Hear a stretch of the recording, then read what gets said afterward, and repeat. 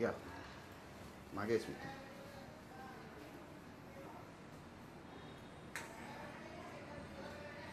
Okay.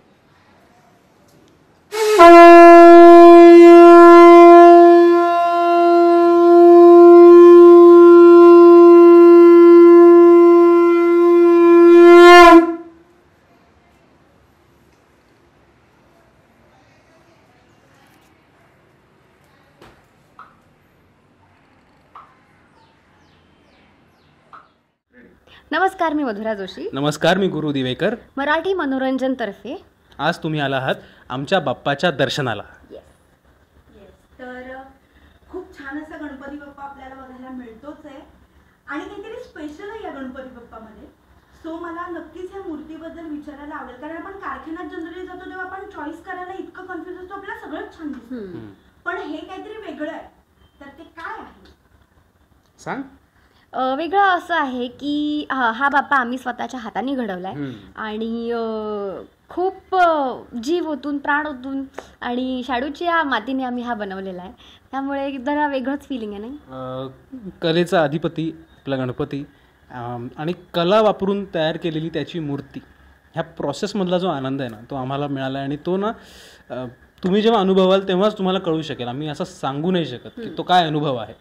So आम्ही नक्कीच recommend करू की जर यावर्षी तुम्ही नसेल बनवली मूर्ती तर पुढच्या वर्षीपासून प्रयत्न करा, शाडूची मूर्ती आणा आणि बनवून बघा कशी होईल. हळूहळू करत आमची पण सुरुवातीला कशी झाली, प्रयत्न करत करत करत ती चांगली व्हायला लागते. येस नक्कीच. आणि खूप छान असतं त्याचं. कसं आहे, बाप्पाला बसवायचं म्हटल्यावर डेकोरेशन करायचं असतं, आपल्याला ती एक्साइटमेंट असते की आज काहीतरी ह्यावेळी बाबा वेगळं झालं पाहिजे. तर ह्यावेळीचा काय प्लॅन होता तुमचा? प्लॅन माझा प्लॅन हा होता की हिचं ऐकायचं. हिचा प्लॅन आता ही सांगेल. माझा प्लॅन होता की असं काहीतरी वेगळं करायचं होतं आयुष्यात. आपलं असतं ना की यावेळेस मी बाप्पाचं डेकोरेशन तरी वेगळंच करणार. तसंच आमचा निर्णय होता की काहीतरी वेगळं करायचं. वेगळं म्हणजे आम्ही असं केलं की आधी आम्ही एक पिंड बनवली पण जी आम्हाला पटली नाही. मग आम्ही अजून एक पिंड बनवली. मग आम्ही ठरवलं ओके पिंड तर झाली आहे, मग आता ह्याच्या आजूबाजूला काय. तर मग आपल्या बाप्पाचे बाबा कुठे राहतात? हिमालयात राहतात असं आपल्याकडे आहे इन्फॉर्मेशन. सो हां, सिक्रेट इन्फॉर्मेशन आहे ती. तर त्याप्रमाणे आपण ठरवलं की बर्फाचे डोंगर करायचे. मग ते कसे करायचे, मग त्यासाठी बेस कुठला वापरायचा, मग कशा पद्धतीने ते दिसेल याचं एक व्हिज्युअलायझेशन की हां मग सिमेट्री हवी. मग एका बाजूला आम्ही त्रिशूळ ठेवला, एका बाजूला समई ठेवली आहे. ती समई घेऊन आलो त्या प्लॅनप्रमाणे. सो हा सगळा प्लॅन फक्त आमच्या डोक्यात होता, तो पेपरवर कुठेही नव्हता. आणि दोघंही त्या दिशेने 1-2 आठवडे आम्ही काम करत होतो. त्यामुळे ते पण खूप एन्जॉय केलं की हां हां हां हे छान आहे, हे छान आहे, हे छान आहे, असं करत करत एक एक गोष्ट कलेक्ट केली आणि बनवलं. बरं, एवढ्या सगळ्या कसं आहे, आता तुमचं शूट वगैरे सुरू असतं, सो आपण कामात असतो काही नाही. तर हा प्लॅनिंग करताना कसं म्हणजे काय कसं मॅनेज केला ते प्लॅनिंग करताना तुम्ही? फॉर्च्युनेटली आम्हाला दोघांना सुट्टी होती आणि वेळ होता हातात, त्यामुळे खूप कष्ट नाही पडले मॅनेज करायला.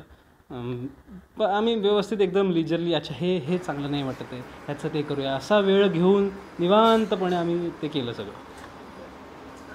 आपल्याला गणपती सगळ्यांना माहितीच आहे, गणपती बाप्पाला मोदक फार आवडतो. ओके, म्हणजे त्याच्यासमोर आपण असे स्पेसिफिक ठेवतो पण खातो आपणच.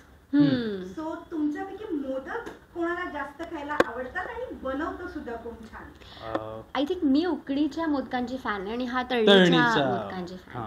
सो इकडूनच आमचं एकमत होत नाही. त्यामुळे बट मग आम्ही असा रूल केलाय की पहिल्या दिवशी उकडीचे मोदक, दुसऱ्या दिवशी तळणीचे मोदक. आज आमच्याकडे तळणीचे मोदक. तर आज दुसऱ्या दिवशी तळणीचे मोदक आहेत आणि आज मी खूप खुश आहे. आणि ते त्याच्या सासूबाईंनी बनवलेत. हो, त्यामुळे सासूबाई तर इतके लाड करतात ना, म्हणजे शी स्पॉइल्स मी लिटरली. येस. आणि उकडीचे मोदक बनवताना तू स्वतः असे बनवताना म्हणजे तू काही आईच्या गायडन्स खाली बनवलीस की तुला पहिल्यापासूनच ती आवड आहे करण्याची? मी बनवलेत असं म्हणूया, कधीतरी बनवलेत. मी चतुर्थीला बनवलेत, राईट, आठवलं. मी पण बनवलेत, लहानपणी बनवलेत, पण मला आता सवय नाही. रिसेंट इयर्समध्ये मी परत बनवलेले नाही आहेत. बट मला आवडतं ते बनवायला आणि आईनेच शिकवलं आहे. अशा पाळ्या बनवायच्या. मी काही फार प्रो नाही आहे, बट थोडंसं करू शकते. पुढच्या वर्षी आपण बनवूया. हां, पुढच्या वर्षी गणपती माझं असं चाललंय डोक्यात. मी कालच याला म्हटलं की यार पुढच्या वर्षी प्लीज आपण ट्राय करूया. नक्की. जसं गणपती बाप्पाची मूर्ती तुम्ही घडवत असता एकत्र, तसे आता मोदक पण हो. नक्कीच येस. करा. एखादी तुमची आठवण जी फॅमिली सोबत आपली गणपती बाप्पांच्या दिवसात तुम्हाला शेअर करायला आवडेल ती सांगा. शेअर कर. आठवण मला असं कोणती आठवण म्हणताय, आधी लग्नाच्या आधीची का आत्ताची? दोन्ही म्हणजे आम्हाला ऐकायला आवडेल. लग्नाच्या आधी तर मला मखरीचंच सांगावंसं आवडेल. आई पण माझी क्राफ्ट टीचर आणि ड्रॉइंग टीचर, त्यामुळे आमच्याकडे अशा भरपूर वेगवेगळ्या व्हरायटीज झाल्या मखरांच्या. एकदा आम्ही बाग केली होती, एकदा आम्ही झोपाळा केला होता, एकदा आम्ही जास्वंदाचं फूल केलेलं, एकदा आम्ही पाण्यात बसवलेलं बाप्पाला. असं युनिक क्रिएटिव्ह मखरी आम्ही केल्या. त्यामुळे लग्न झाल्यावर माझं असं आहे की यार मखर तर आपण करायचीच. मग आम्ही मखरी एकत्र करायला लागलो. मागच्या वेळेस आम्ही चेस खेळणारा बाप्पा बनवलेला. त्याच्या अलीकडे आपण कोणता बनवला होता? लिहिणारा बाप्पा बनवला होता. म्हणजे अभ्यास करणारा बाप्पा बनवला होता आम्ही. हा, मूर्ती बनवतानाच माझ्याकडे एक फेदर होतं, त्याला अशी लेखणी होती पुढे.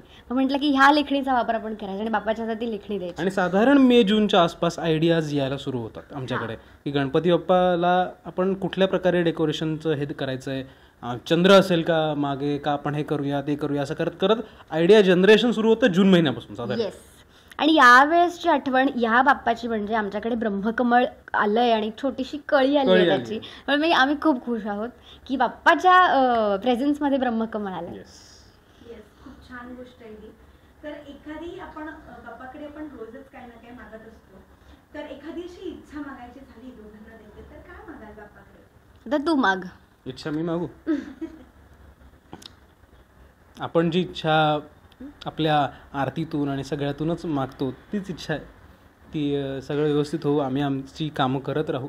आमच्या प्रवासात ह्या अभिनेता आणि अभिनेत्री म्हणून आमचे प्रवास वेगळे असतात आणि त्याच्यामध्ये बऱ्याच गोष्टी असतात. त्याच्यामध्ये त्याचं प्रोटेक्शन आम्हाला मिळो ही आमची इच्छा आहे. बस दॅट्स ऑल. गणपती बाप्पाला असं खूप मनापासून थँक्यू म्हणायचं, तर काय म्हणाल की पटकन बाबा गणपती बाप्पा थँक्यू असं पटकन तुम्हाला एखादं काही आठवतं तर? ॲक्च्युली हे माझ्याबरोबर नेहमी घडतं की मी जर का मनात जरी ती इच्छा आणली ना तरीही ती इच्छा बाप्पा पूर्ण करतो. त्यामुळे मी कायमच थँकफुल आहे त्या बाप्पाला की खूपच ऐकतो तो माझ्या मनातलं. त्यामुळे थँक्यू आणि असंच ऐकत राहा. आणि थँक्यू की ही बाप्पा आल्यानंतर हिचा आनंद मला बघायला मिळतो. आणि हिचा जो स्पेसिफिक आनंद बाप्पाच्या ह्याच्यात असतो, चतुर्थीला असतो, तो वर्षभरात मला कष्ट करून आणता येत नाही. तो बाप्पाच्या आगमनानेच तयार होतो आणि हे बघितलेलं आहे. 3 वर्ष मी बघतोय. येस येस, नक्कीच. खूप छान असा वेळ दिला तुम्ही आम्हाला. आमचं म्हणजे बाप्पाचं दर्शन पण खूप छान झालं. तर तुम्हाला दोघांना देखील खूप खूप थँक्यू. आणि गणपती बाप्पा मोरया. मंगलमूर्ती मोरया. कुंदीर मामा की जय.